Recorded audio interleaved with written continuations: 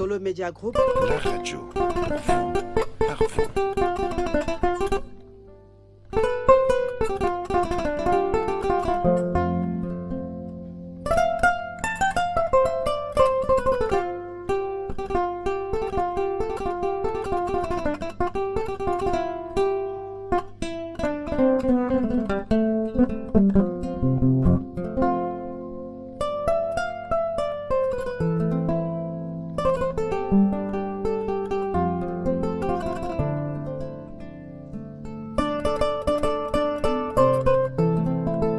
Solo Media Group.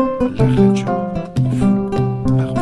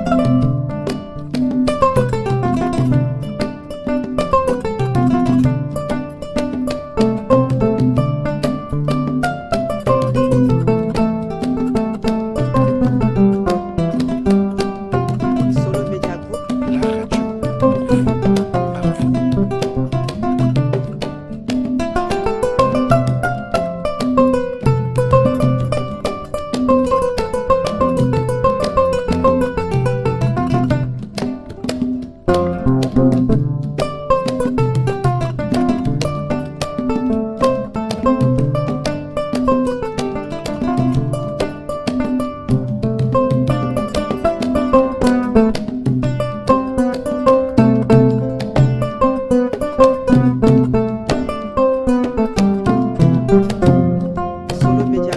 La radio pour vous,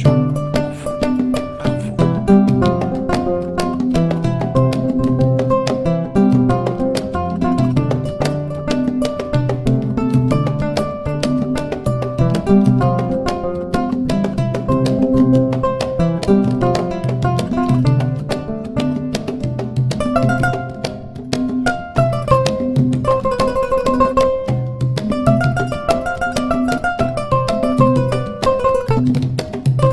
Solo Media Group. La radio pour vous, par vous. Solo Media Group. La radio pour vous, par vous.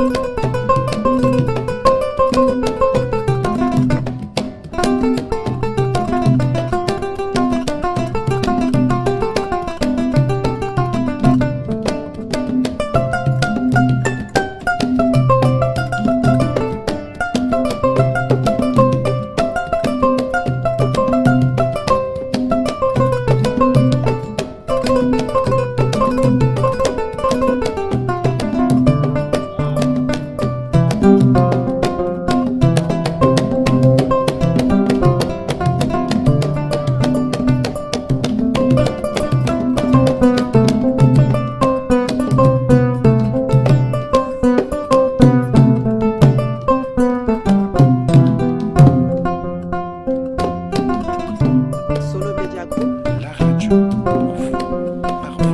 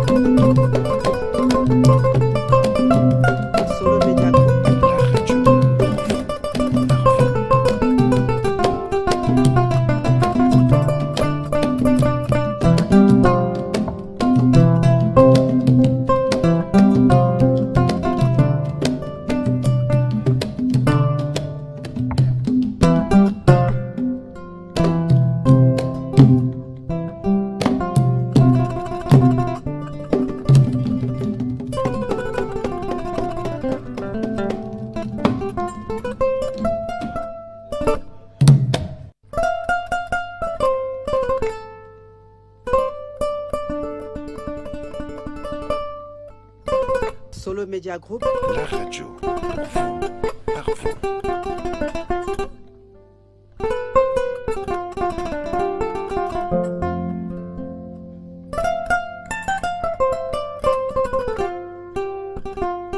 Théâtre de...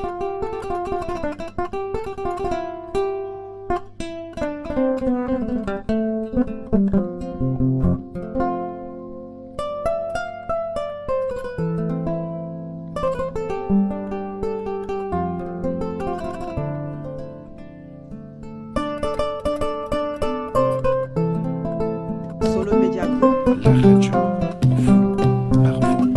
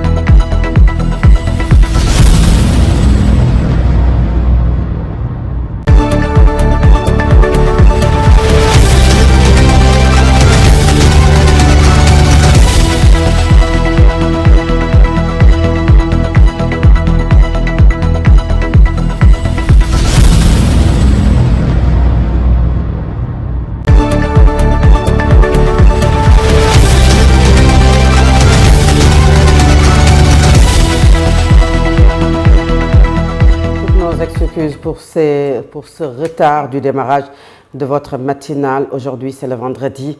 Alors, tout de suite, c'est le journal de 7 heures. Il est 7 heures donc sur l'ensemble des réseaux synchronisés de Solo Média. Le journal, voici les principaux titres.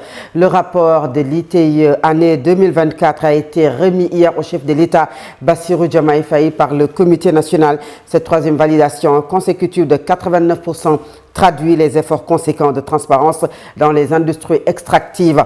L'organisation Justice sans frontières a saisi le ministre de la Justice, Yassine Fall, pour dénoncer un réseau de fraude systémique au sein des centres d'état civil sénégalais. Et puis, tension au centre de santé Baïtal Diop ex-Dominique entre les agents de santé et la direction à l'origine de leurs différends. L'affectation jugée illégale de 6 sages-femmes vers d'autres zones. L'Inter, le sport et la revue de la presse mettront un terme à cette édition.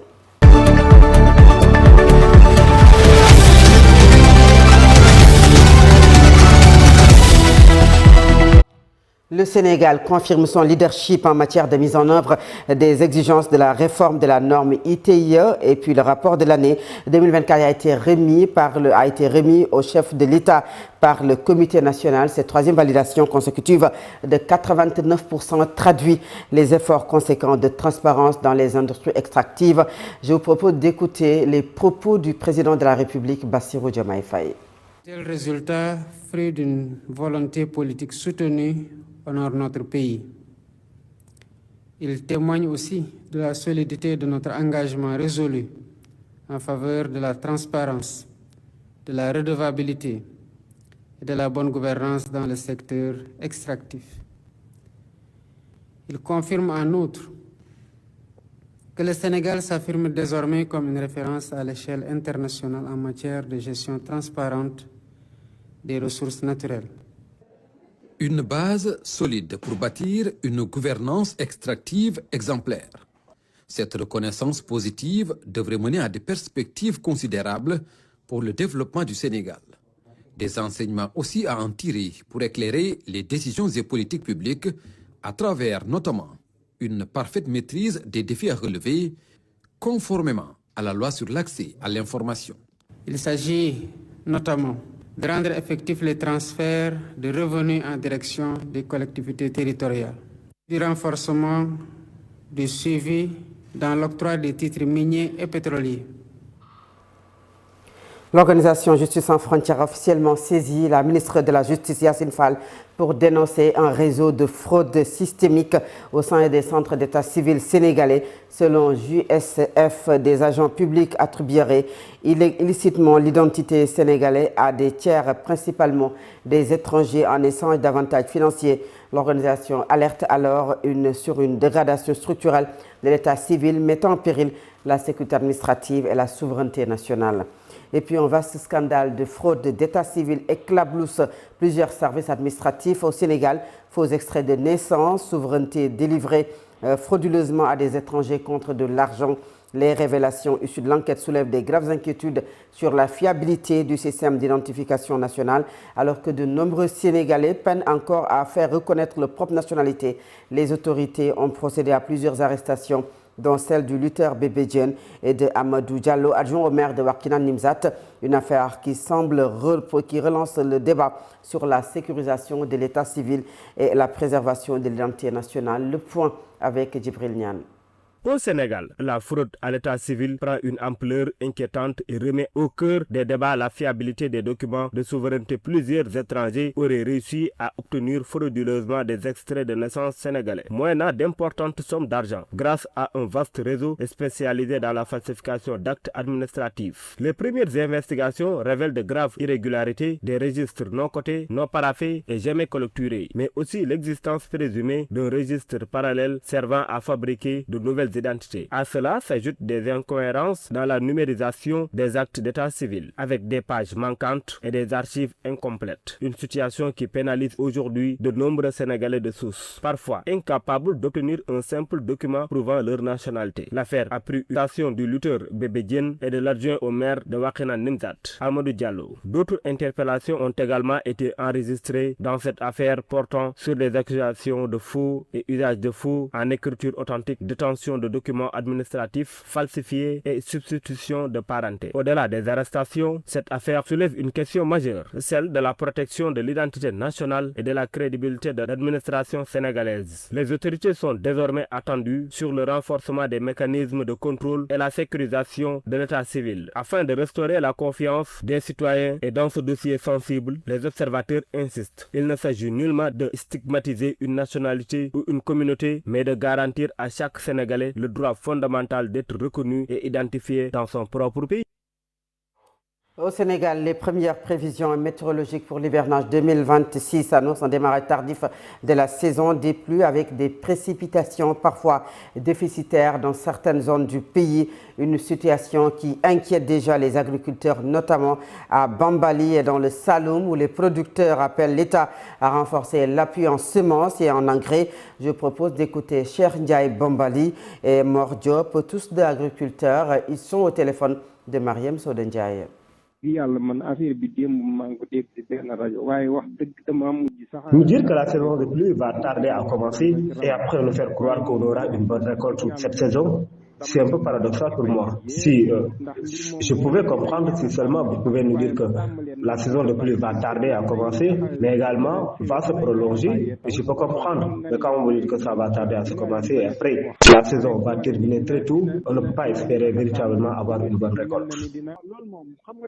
J'en appelle au gouvernement de préparer les agriculteurs et surtout de leur donner une bonne engrais pour une bonne récolte. On doit comptabiliser toutes les pluies et ne pas en perdre une. Si on en perd deux, ce sera véritablement catastrophique pour cette saison. On doit comptabiliser toutes les pluies. Si c'est 20, recevoir les 20 pluies, ça va nous arranger pour notre culture, pour notre récolte, mais surtout également pour cette récolte arachidière.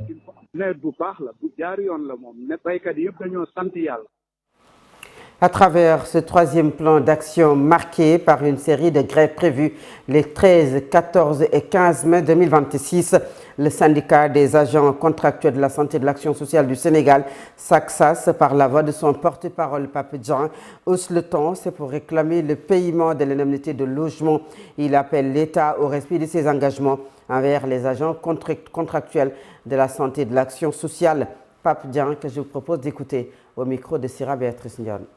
Suivre le 13, le 14 et le 15 du mois de mai, le 20, le 21 et le 22, le 27, le 28 et le 29. Vous n'êtes pas sans savoir que depuis mai 2022, le gouvernement sortant avait octroyé des indemnités de logement aux fonctionnaires, aux non-fonctionnaires et aux contractuels. En tout cas, pour ce qui est dans le domaine de la santé, arrivé au niveau du ministère de la Santé, il y a un mail que les gens avaient envoyé à l'époque pour créer une discrimination entre le personnel. C'est-à-dire de payer 3300 agents et de laisser 7365 en rade, c'est-à-dire que le plus grand nombre, ils ne l'ont pas donné. C'est ce qui a constitué vraiment ce syndicat. Dès que le nouveau régime est venu, on a vu le ministère, notre ministère de tutelle, à savoir le ministre de la Santé, M. Ibrahim Sy, lui-même, il nous a dit que ça, c'est vraiment une injustice parce qu'on est venu avec vraiment des preuves tangibles. Cette rallonge budgétaire qui devait nous payer. Donc, il nous dit qu'il vont régler ce problème le plus rapidement possible. Mais jusqu'à présent, rien du tout. Non, ils ne veulent pas du tout payer parce qu'ils sont toujours dans les délatoires. À chaque fois, ils appellent des gens. Donc, on a fait des sittings, on a fait des marches, on a écrit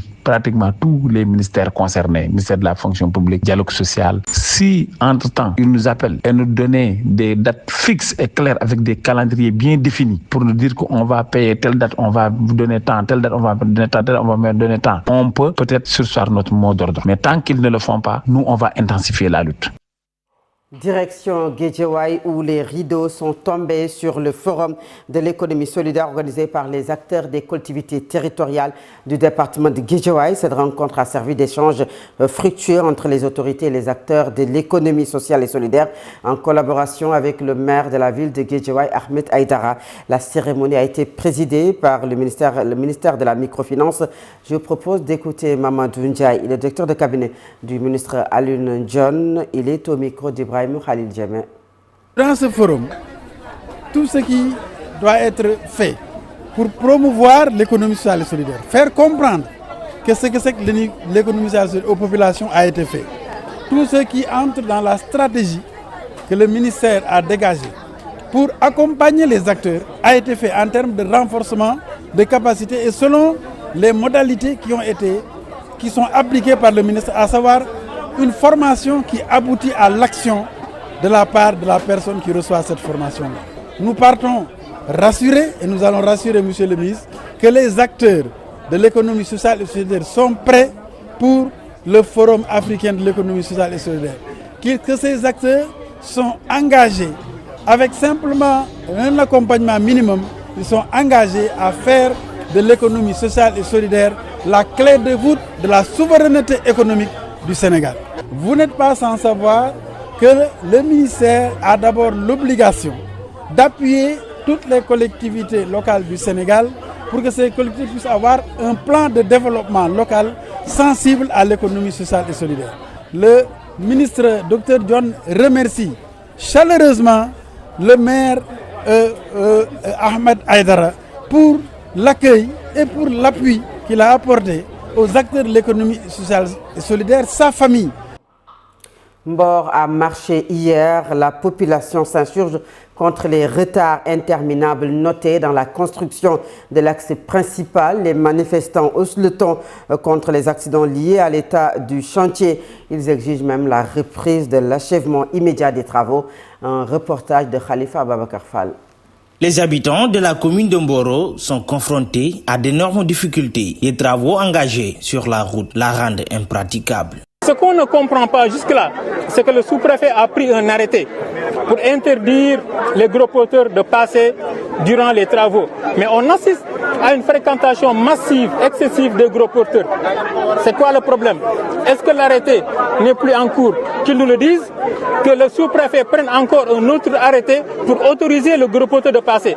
Les populations, marre de la situation, exigent l'achèvement immédiat de la route principale. La Géroute nous avait dit qu'il avait fait une voie de déviation en bonne et due forme. Ce n'est pas le cas. La voie de déviation n'est pas du tout bonne. L'avait nous avait demandé, nous avait dit qu'il allait arroser, faire des séances d'arrosage fréquentes. Ce n'est pas le cas. On peut rester des mois sans arrosage. Elles appellent les autorités à réagir pour résoudre ce problème. Nous interpellons les autorités administratives, nous interpellons d'abord le sous-préfet lui-même, qu'il aille faire respecter son arrêté. Nous interpellons la gendarmerie. Si l'arrêté du sous-préfet est toujours en vigueur, qu'il fasse respecter cet arrêté-là. Nous interpellons en fait le ministre des Impôts. Ces populations excédées par les nombreux cas d'accidents interpellent l'État à réguler la circulation des gros porteurs responsables de nombreuses pertes en vie humaine. Dans le reste de l'actualité, à Pikine, le torchon brûle entre les agents du centre de santé Bal Diop et Axe-Dominique et la direction à l'origine de leurs différends. L'affectation jugée illégale de 6 sages-femmes d'État vers d'autres zones. Les travailleurs dénoncent également une gestion gabégique des fonds de l'établissement sanitaire allant jusqu'à demander un audit sur les finances de l'hôpital. C'est un compte-rendu d'Ibrahim Khalid Djemé. Le bras de fer devient insoutenable au centre de santé Baïtala Diop, ex-Dominique de Pikine. Les agents de santé dénoncent une forfaiture qu'ils subissent venant de leur hiérarchie. Nous avons été informés d'une note d'affectation de presque 6 à 7 agents, dont la majorité sont des sages-femmes, qui travaillent dans un service névralgique et très sensible. Ce qui est plus grave encore, et que ces personnes qui ont été affectées de façon arbitraire, sans commission, sont tous des fonctionnaires. Et sur proposition du médecin-chef de district. Elles ne savaient même pas qu'elles n'avaient pas les prérogatives pour affecter un fonctionnaire. Selon les travailleurs, cet acte du médecin-chef du centre de santé n'est qu'une action de règlement de compte qui n'a rien à voir avec la profession. Quand vous réglez des comptes, vous ne devrez pas violer le cadre administratif. Un médecin-chef n'a aucun pouvoir d'affectation d'un agent. Comment un médecin peut être au-dessus d'un gouverneur pour remettre en cause une note déjà d'affectation? À en croire ces agents de santé, c'est une tentative de manipulation pour cacher une gestion gabégique au niveau du centre de santé. C'est là où réside le problème, mais cela résulte uniquement d'une tentative de manipulation, d'essayer de cacher, parce que cette dame-là est là depuis 2020. Chose dans le cadre de sa gestion que les gens ont décrié. Les gens ont écrit au ministère de la Santé pour que des audits et des enquêtes soient menées sur la gestion de cette structure. Ainsi, tout ce que les travailleurs veulent est que l'État envoie une mission d'audit au centre de santé Baïtala Diop afin d'arrêter cette hémorragie autoritaire qui n'est fondée que sur une volonté de liquidation des agents de santé. Et des agents du cadre de vie du ministère de l'Environnement et de la Transition écologique sont au cœur d'un dispositif citoyen environnemental destiné à faire rayonner la capitale à l'occasion des Jeux Olympiques de la Jeunesse 2026. Plus de 1000 jeunes appelés les éco-gaindés ont été mobilisés pour la propreté, le verdissement et l'embellissement des espaces de vie. Ils ont bénéficié d'une formation axée notamment sur la gestion des déchets, sur l'entretien des espaces publics et la promotion des comportements éco-responsables. La cérémonie a été présidée par le ministre de l'Environnement, Abdourahmane Diouf, que je vous propose d'écouter au micro d'Ibrahim Khalid Djemé. Dakar deviendra le théâtre d'un événement historique, les Jeux Olympiques de la jeunesse. Mais au-delà du sport, c'est l'image du Sénégal qui sera projetée sur la scène internationale. Et cette image, elle se construit dès aujourd'hui dans la qualité de notre cadre de vie. Car la propreté n'est pas un choix, elle est une exigence républicaine. Elle est une expression de notre dignité collective. Chers agents, au terme de cette formation, vous accédez à une responsabilité nouvelle. Vous devenez les ambassadeurs d'un idéal, celui d'un Sénégal propre, ordonné et respectueux de son environnement. Les compétences que vous avez acquises répondent aux standards internationaux les plus exigeants. Gestion efficiente des déchets, assainissement des zones sensibles, entretien des espaces publics, mais aussi sensibilisation des citoyens et promotion des comportements éco-responsables. Toutefois, votre mission dépasse largement l'horizon des Jeux. Les Jeux passeront, mais l'héritage que vous portez, lui, s'inscrira dans la durée. Il continuera d'être l'un des socles d'une transformation durable de notre cadre de vie en parfaite cohérence avec les ambitions de l'agenda Sénégal 2050. Cet élément met un terme à la première partie de cette édition. La seconde partie, c'est la page internationale, le sport et la revue de la presse. À présent, l'Inter.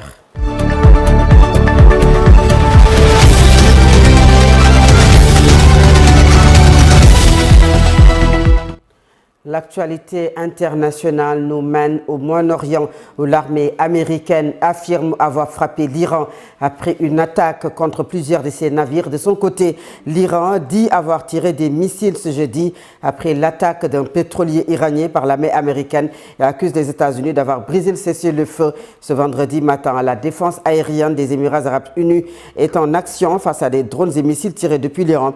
C'est ce qu'a annoncé le ministre de la Défense. Et selon Téhéran, il y a eu d'abord 2 attaques selon 2 navires commerciaux iraniens près du port d'Ajax à l'entrée de la mer d'Oman et ensuite une autre attaque contre un autre navire en face du port émirati Al-Fujera. C'est là que les gardiens de la révolution affirment être intervenus pour frapper et endommager fortement, selon la version iranienne, 3 navires de guerre américains qui tentaient de traverser le détroit d'Ormuz. Ensuite, ces 3 navires ont été obligés de rebrousser chemin pour retourner à l'entrée de la mer d'Oman vers l'océan Indien. Et c'est là que les Américains sont intervenus pour mener des frappes contre au moins 5 cibles dont le port de Bandar Abbas, la ville de Mina, mais aussi 3 autres cibles dans cette région du sud de l'Iran. Et en réaction à l'attaque des navires américains, Donald Trump a menacé l'Iran sur son réseau Truth Social de représailles violentes s'il ne signait pas rapidement un accord. Le président américain a toutefois assuré hier soir auprès des journalistes que cette broutille ne remettait pas en cause le cessez-le-feu en vigueur depuis le 8 avril. Ils ont joué avec nous aujourd'hui, nous les avons balayés. J'appelle ça une broutille, a-t-il déclaré. À présent, c'est la page sportive.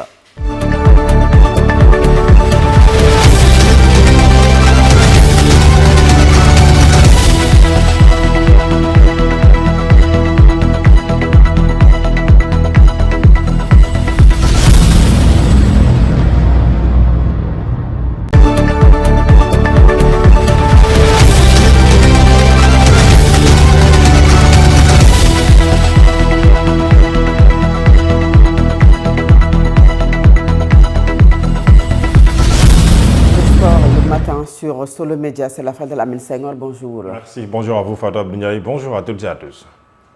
Eh bien, bien sûr, c'est vrai que je ne vous ai pas donné de relance. Alors, l'actualité sportive, Fatou Abdoulaye, nous démarrons d'abord par l'accueil hier chaleureux des supporters sénégalais. Vous le savez, 3 parmi eux qui étaient détenus au Maroc sont revenus au Sénégal et sont donc descendus à l'aéroport international Blaise Diagne. Ils ont été accueillis en pompe.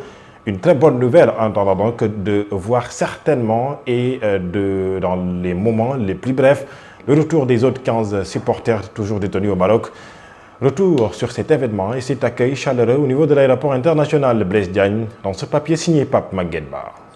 Les 3 supporters sénégalais récemment libérés au Maroc ont regagné le Sénégal hier jeudi. Abdoulaye Dieng, Ibrahima Diop et Aziz Wade ont atterri vers 19h à l'aéroport international Blaise Diagne. Ils ont reçu un accueil particulièrement chaleureux de la part des membres du 12e Gaïndé, venus nombreux pour célébrer leur retour. À leur arrivée, les 3 supporters ont été accueillis dans une ambiance festive marquée par des chants, des drapeaux aux couleurs nationales et des messages de soutien. Vêtus de maillots et de casquettes du Sénégal, plusieurs membres du groupe Alekaza ont également effectué le déplacement pour manifester leur solidarité envers leurs camarades détenus pendant près de 3 mois au Maroc. Très émus, les supporters libérés ont été entourés par les proches des amis venus leur témoigner affection et soutien après cette épreuve judiciaire. Pour rappel, Abdoulaye Dieng, Ibrahima Diop et Aziz Wade faisaient partie des supporters sénégalais arrêtés à la suite des incidents survenus lors de la finale entre le Sénégal et le Maroc. Les autorités marocaines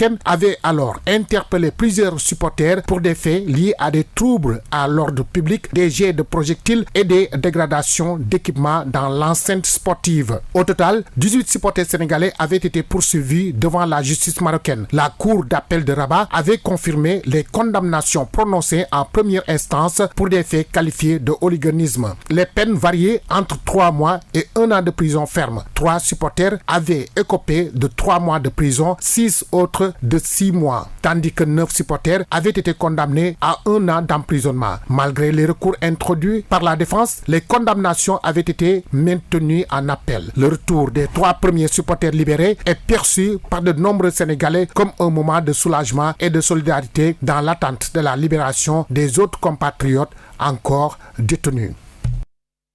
Abdoulaye Dian, Ibrahima Diop et Aziz Wade de Fatou Abdou Ndiaye ont regagné le sol sénégalais. Une satisfaction, bien entendu la joie, c'est le sentiment qui leur a animé hier donc au niveau de l'aéroport international Blaise Diagne. Je vous propose d'écouter un parmi eux.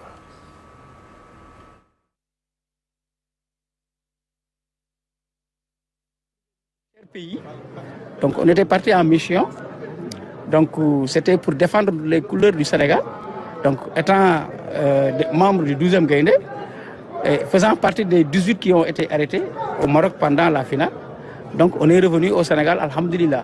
Mais nous prions pour que tous les Sénégalais et tous les Africains prient pour que nos chers compatriotes, nos chers frères qui sont restés là-bas, les Africains prient pour que nos chers compatriotes, nos chers frères qui sont restés là-bas, les 15 autres puissent nous revenir plus vite, plus rapidement possible. Bon, il faut que tout le monde prie pour que ça aboutisse d'ici la Tabaski, alhamdulillah. Mais maintenant, on est revenu avec la vie. Tant qu'il y a vie, il y a espoir. Donc, alhamdulillah.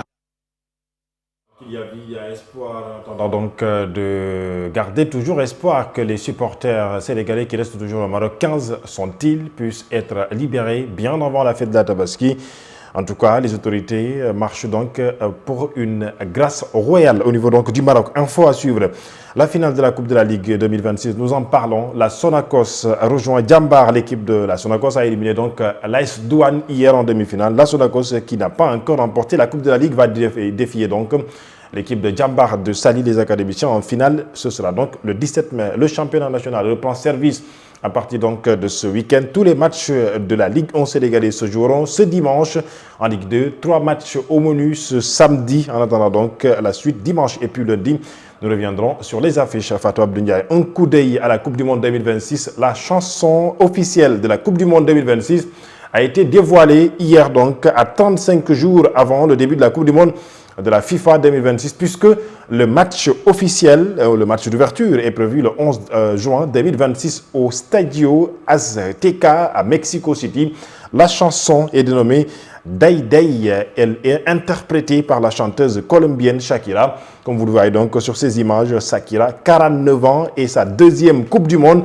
Oui, elle a effectivement interprété Waka Waka, This Time for Africa, lors de la Coupe du Monde 2010 en Afrique du Sud. We are ready. Donc l'Amérique du Nord est prête, Fatou Abdou Ndiaye, pour recevoir la Coupe du Monde 2026. Cette chanson Day Day, c'est une belle chanson quand même. Vous l'avez déjà écouté? Oui. Mohamed, je pense qu'on peut permettre certains, surtout ceux qui sont à la radio, de pouvoir un tout petit peu écouter un extrait de cette chanson interprétée par Shakira.